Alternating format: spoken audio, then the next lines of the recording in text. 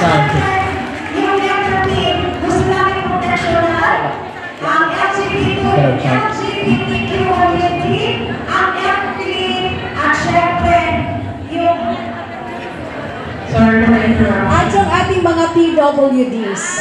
So alam po namin sa aming pagsiservisyo ni Idol Raffy Tulfo for 20 years, alam po namin yung mga pangangailangan ng bawat ordinaryong Pilipino. Kaya andito po ang AXIS Party List para maging instrumento para masawata ang lahat ng uri ng pang-aabuso, pang-aapi sa ating mga ordinaryong Pilipino. Kaya asahan po namin ang inyong 101%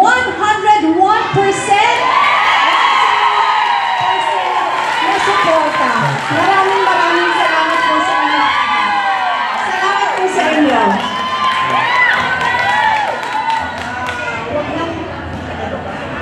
Huwag niyo kalimutan ang 101 AXIS sa May 13. Hello. At 101%. Pwede ni Boto ha, huwag dalawa. Kasi magiging invalid. Ha? So huwag kalimutan, 101 sa balota. Maraming salamat po sa inyong lahat. To all our overseas Filipino workers here in Hong Kong, thank you very much for your heartfelt welcome to all of us. Maraming salamat po sa inyo. Kayo po talaga ang natulingang buhay ng mga bayani. At asahan niyo po ang aming advokasya kapag kami po ay pinalad sa Kongreso, ang AXIS sa Party List number 101 sa balota.